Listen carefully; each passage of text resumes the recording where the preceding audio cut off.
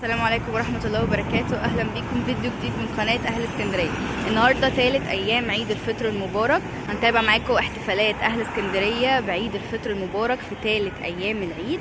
النهاردة احنا جولتنا في منطقة بحري، احنا قدام دلوقتي أسماك قدورة. هندخل معاكم كده شاطئ بحري المميز، هنشوف كده الناس، أجواء البحر النهاردة والبحر شكله عامل ازاي النهاردة. وكمان هنكمل معاكم كده وهندخل القلعة وهنشوف ملاهي أبو العباس، كل ده مع بعض. تابعوا معايا الفيديو. دخلنا معاكم كده الشاطئ، تعالوا نشوف كده المنظر الجميل ده. الناس كلها طبعا على البحر طبعا، واحنا لسه كده وقت العصريه. في ناس معظم اسكندريه بيحبوا ينزلوا البحر بالليل، بيبقى اروق شويه. بصوا كده طبعا البحر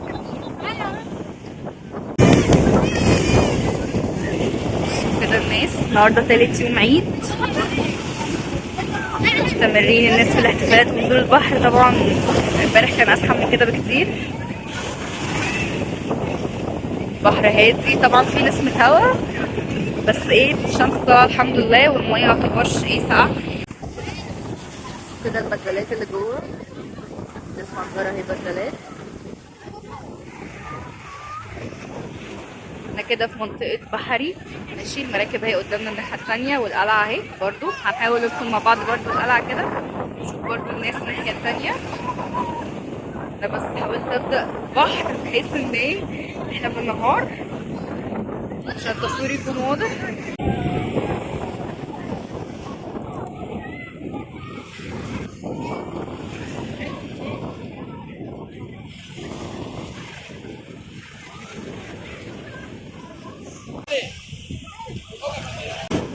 طبعا زي ما انتم شايفين كده البحر مش عالي اطلاقا خالص، الميه الى حد ما فيهاش موج قوي، الميه برضو لحد كبير قوي نظيفه، يعني لسه ما فيش فيها شوائب ولا حاجه، مش تبقى اطفال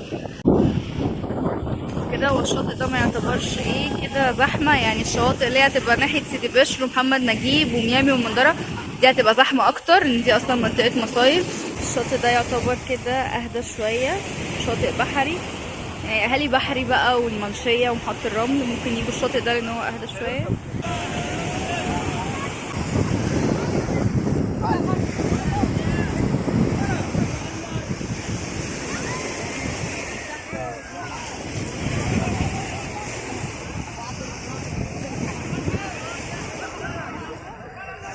طبعا على عادة الاسكندرانية زي كل سنة الاحتفال بعيد الفطر بيبقى ان احنا نقضي يوم جميل في البحر من اول يوم كده لحد اخر. دي عادة الاسكندرانية عموما. طبعا بنخرج وبنروح حتت كتير، بس الاساسي عندنا بيبقى نزول البحر.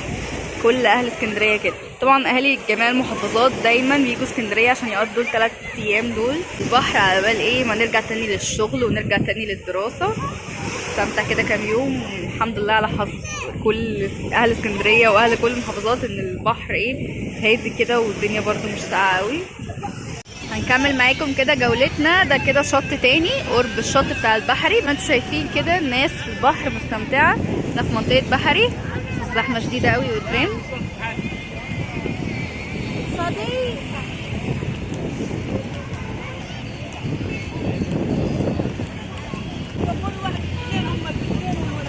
يلا بينا، يلا حمودي.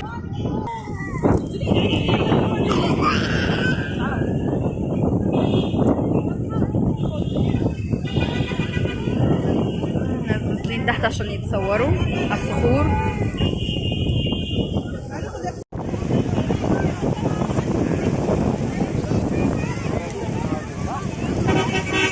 انا كده قدام ملاهي ابو العباس اهي الناحيه التانيه، تمام. الناس برضو قصاد البحر كده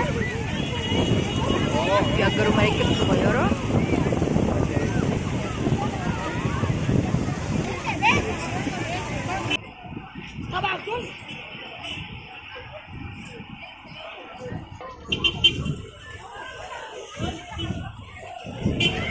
وصلنا كده عند الملاهي.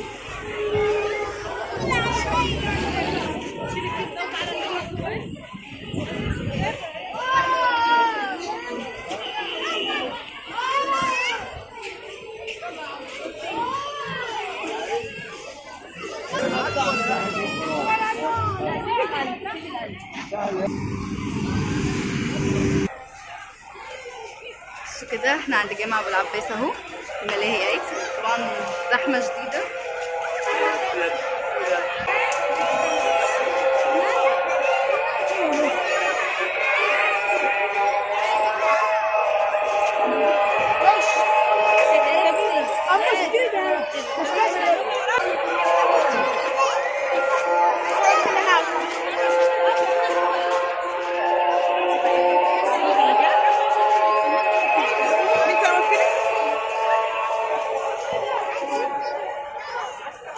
طبعا الالعاب دي موجوده طول الصيف، يعني هي مش العيد وبس، هتفضل مستمره طول الصيف. الاسعار فيها بتتراوح من 10 ل 20 جنيه فقط، جميع الاعمار طبعا. ماشي، مفيش مثلا اعلى من 20، كله زي بعضه ماشي، وكله كبار وصغيرين، يعني اصلا في ناس كبيره برضو بتركب في الحاجات دي.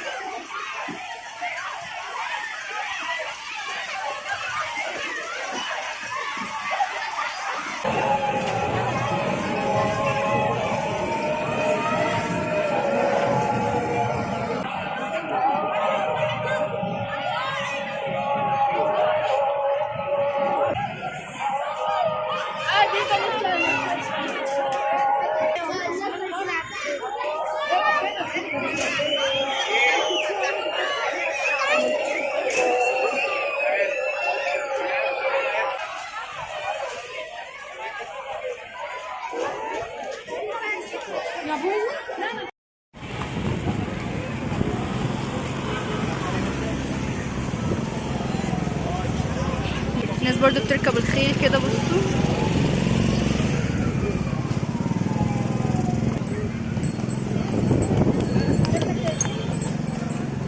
برضو كده زحمة الناس على الايس كريم عند جيلاتي الصعيدي.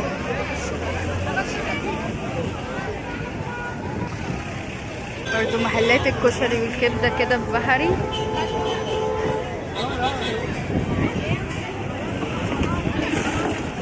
بقى على الجنب التاني كده السكة بتبدأ تقف من أول المنطقة دي بسبب الناس والزحمة اللي داخلة القلعة. كل العربيات دي كده المفروض داخلين من عند القلعة، السكة بتبدأ تقف من هنا كالعادة كل عيد. بلبن زحمة العيد برضو عنده كالعادة، هو زحمة طول الصيف وطول الشتاء، مش محتاج عيد يعني، ما شاء الله حاجته جميلة. بس الطريق الناحية دي سالك خالص، والناحية التانية واقف. كل العربيات دي كده داخلة عند القلعة. هندخل دلوقتي مع بعض القلعة ونشوف برضو الزحمة جوه والناس. محدش يفكر يجي بحري بالذات بالعربية، محدش يفكر انه يتحرك بعربية في العيد اصلا. ركبوا مواصلات يا جماعة، بلاش العربية في العيد بالذات في منطقة بحري، لان الدخول صعب زي ما انتم شايفين كده. بصوا السكة واقفة خالص، ما بتتحركش اصلا. اسكندرانية عارفين كل سنة المدينة بتاعتنا هنا الزحمة، ما حدش ممنوع حد يتحرك بعربية. اسكندرانية فاهمين الكلام ده كويس. في اصلا اسكندرانية ما بيتحركوش في العيد اساسا بسبب الزحمة، بيستنوا العيد يخلص وبعدين ياخدوا اجازتهم بعد العيد، عشان الزحمة بتبقى غير طبيعية زي ما انتم شايفين كده. برضو ناس قاعدة على البحر الناحية دي، ناحية المراكب. بصوا بقى الرحلات، رحلات البحر ماشي، بيأجروا يخت او مركب صغيرة كده وبيروحوا بيها لحد سان ستيفانو لفة وبعدين يرجعوا تاني. سعر التذكرة اخر حاجة كانت 120، ده اللي اعرفه. هحاول اعرف لكم برضو سعر التذكرة ايه كده. انا اخر حاجة اعرفها كانت 120 الفرد طبعا. بصوا المكان كده من قريب شوية.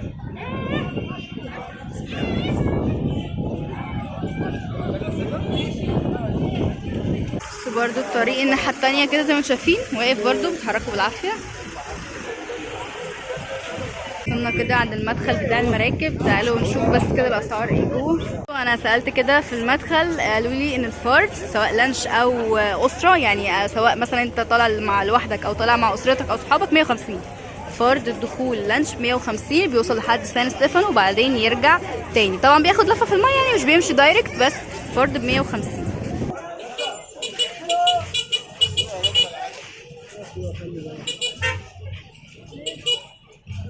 كده قربنا عند بوابة القلعة.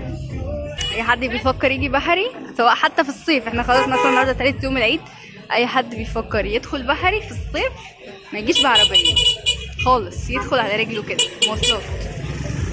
طبعا دخول العربيات بيبقى فيه سعر التذكرة 10 جنيه، لكن لو انتوا داخلين عادي على رجليكم مفيش اي رسوم.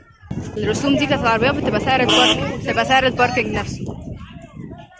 طبعا الكلام ده يسري في العيد وفي غير العيد، يعني ده طول الصيف شغال كده يعني، مش بس في الاعياد. هي بس عشان الاعياد بتبقى زحمه شويه. طبعا عندنا الناحيه التانية نشوف الزحمه الرهيبه اللي هناك دي.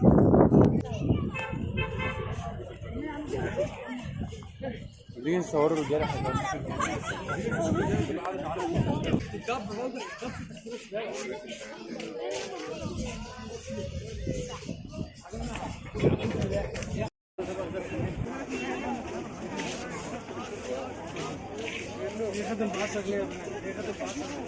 بصوا التحف دي.